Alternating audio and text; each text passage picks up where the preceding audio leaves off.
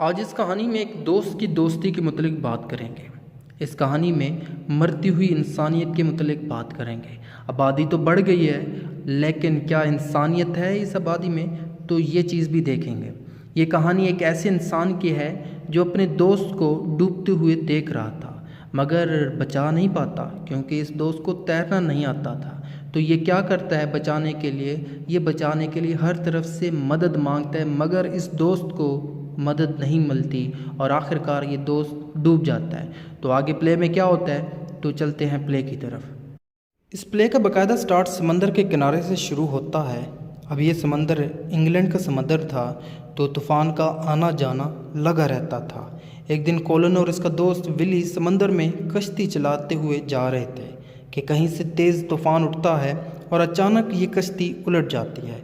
Willie की जान किसी तरह समंदरी लहरें बचा लेती हैं, मगर कोलन समंदर में डूब रहा है। विली ये देखकर मदद के लिए भागता है, मगर कोई भी इसकी मदद को नहीं आता।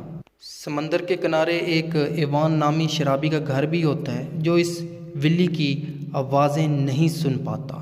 विली फिर दूर खड़े हैच नामी बंदा जो इस ड्यूटी पे लगा था उसके पास जाता है, उससे मदद मांगता है, मगर हैच विली को एक जासूस स्पाई समझता है और हैच कहता है यहाँ से निकल जाओ।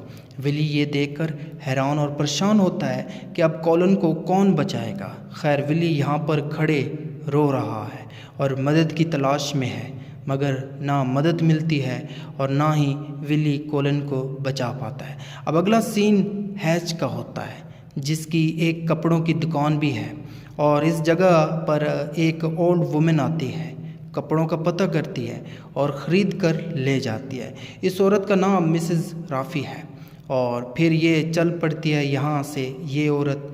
अब इस मिसेस राफ़ी को ना विली मिलता है और अपने दोस्त के हादसे के मुतलिक मिसेस राफ़ी को विली बताता है। इस सब के बाद हैच अपनी शॉप आए कुछ दोस्तों को कहता है कि ये जो विली है ना, ये मुझे एक ख़तरनाक जासूस लग रहा है और इसकी हरकतों से ऐसा लगता है कि ये किसी दूसरे प्लेनेट का है। इसके बाद अगला सीन एवान नामी शराबी के घर का है, जो समंदर के साथ है।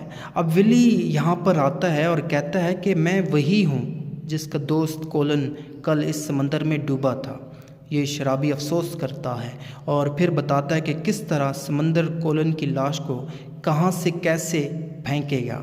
अब यहाँ पर हैच बाहर खड़े होकर बातें सुन रहा था और अपने दोस्त होलर को कहता है कि हो ना हो ये विली यहीं का नहीं है, बल्कि मुझे लगता है ये किसी दूसरे प्लेनेट का है, और मुझे ये भी लगता है कि विली कोलन का कातिल भी है और यहाँ पर विली इसलिए आया है ताकि कोलन की लाश को कहीं गायब कर दे।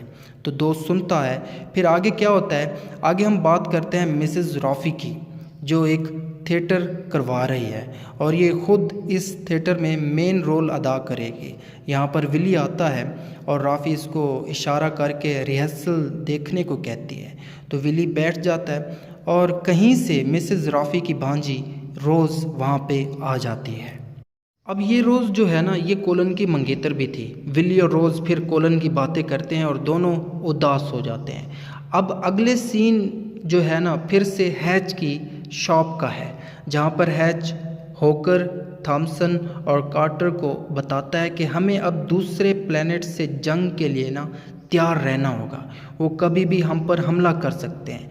दोस्तों, हमें यूएफओ पर नज़र रखनी होगी, और ये जो विली है ना, ये तो कन्फर्म सा हो गया है कि ये इस यूएफओ का एजेंट है। अब कहीं से मिसेस राफ़ी और मिसेस टाइल इस शॉप पर आते हैं। हैच खुश होता है। क्यों होता है कि अब ये अपने ऑर्डर किए हुए कपड़े ख़रीद कर मिसेस राफ़ी यहाँ से चली जाएगी, मगर राफ़ी कहती हैं मुझे पता चला है। क्या पता चला है? कि तुमने ना विली की मदद नहीं की कोलन को बचाने के लिए, और अगर तुम मदद करते ना तो शायद कोलन आज ज़िंदा होता।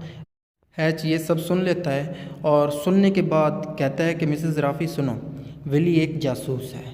सोने पे सुहागा तब होता है जब हैच कहता है कि ये विली ही नहीं है। तो कौन है ये विली के भेस में यूएफओ का एजेंट है। असल विली तो एक्चुअली मर चुका है। खैर ये सुनते ही राफ़ी यहाँ से ऑर्डर किए हुए कपड़े फेंकती हुई चली जाती है। हैच ये देखकर परेशान होता है कि अब तो मेरा फाइनेंशियल नुकसान होगा। खैर इसके बाद हम देखते हैं कि विली एवन के पास बैठा था और इसी जगह पे विली को पता चलता है कि कॉलन की रिपोर्ट आ गई है कि कॉलन को तुमने नहीं मारा बल्कि कॉलन तो डूब कर मरा है। अब आपको बता दूं कि विली पर केस हो गया था कि विली ने कॉलन को मारा है, किसी ने केस कर दिया था, लेकिन ऐसा नहीं हुआ था। आप और हम जानते हैं कि कॉलन डूब कर मरा था। खैर विली जब ये सुनता है कि ये बेकसूर है तो बहुत खुश हो जाता है।